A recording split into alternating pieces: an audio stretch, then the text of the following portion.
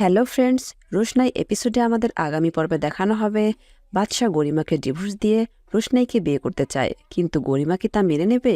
জানতে হলে আমাদের টলি স্টোরি টাইম চ্যানেলের পাশে থাকুন। এদিকে বাদশাহ হসপিটাল থেকে ফিরে এসে তার দাদু ভাইয়ের সঙ্গে বসে কথা বলছে। হঠাৎ বাদশার বাবা বলে উঠল, ওই মেয়েটাকে চলে গেছে নাকি আছে?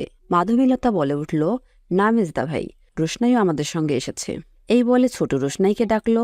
রোশনাইও ভিতরে চলে আসলো, কিন্তু কেউ তাকে মেনে নিচ্ছে না। সবাই বলছে, তুমি কেন এলে? আমরা এখানে বাড়ির সবাই আছি, তোমার এখানে থাকার দরকার নেই, তুমি চলে যাও। মাধবীলতা বলল, মেজদা, এখন কোনোভাবে বাচ্চাকে উত্তেজিত করা যাবে না। ডক্টর বলেছে ও এখনো পুরোপুরি সুস্থ হয়নি। রোশনাই বলল, সার্জি সুস্থ হওয়ার পর আমি এখানে আর এক মুহূর্ত থাকবো না, আমাকে বলতে হবে না, আমি নিজে থেকে বাড়ি ছেড়ে চলে যাব। বাদশা বলল, রোশনাই নিজে থেকে আসিনি, আমি ওকে নিয়ে এসেছি, আর আমি গরিমার সাথে কথা বলে নিব।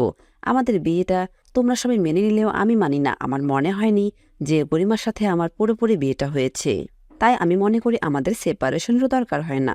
বাদশা বললে, আমি গরিমার সঙ্গে মানিয়ে নিতে পারি না। বাদশার ঠাম্মি বলল, তাহলে তো তোমার সমস্যা, গরিমার তো কোনো সমস্যা হচ্ছে না। কিন্তু বাদশা বলল, না ঠাম্মি, আমিও ওর সাথে থাকতে পারছি না, আর ও আমার সাথে থাকতে কমফোর্টেবল নয়। ও শুধু অধিকার লড়াইয়ের জন্য আমার সাথে জোর করে আছে। সবাই বলছে রোশনাই বাদশার মাথা খারাপ করেছে, তাই বাদশা এরকম উল্টাপাল্টা বকছে। বাদশার দাদু বলল, কি সিদ্ধান্ত নেবে একটু ভেবেচিন্তে নিও দাদু ভাই। ওই মুহূর্তে জাহ্নবী বলে উঠল, তাহলে কি তুমি গরিমাকে ছেড়ে দিয়ে রোশনাইকে আবার বিয়ে করবে? বাদশাহ বলে উঠল, তাই মনে করো। কেন, এরকম কি ঘটনা কখনো ঘটেনি আগে? অন্যদিকে গরিমার মা সুরঙ্গমা দেবী রাজেশের সঙ্গে দেখা করে রোশনাইকে মারার চক্রান্ত করছে। তারা প্ল্যান করছে, তারা রোশনাইকে ফোন দিয়ে বলবে বাড়ির সিঁড়ি থেকে আরণ্যক চ্যাটার্জি পড়ে গিয়েছে।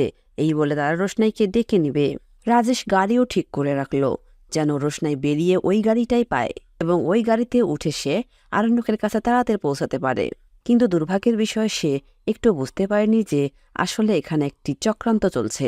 এবার রোশনাইয়ের জীবনে কি হতে চলেছে জানতে হলে আমাদের টলি স্টোরি টাইম চ্যানেলে চোখ রাখুন, আর আপনাদের সুন্দর মতামত আমাদের কমেন্ট বক্সে কমেন্ট করে জানাবেন। ধন্যবাদ।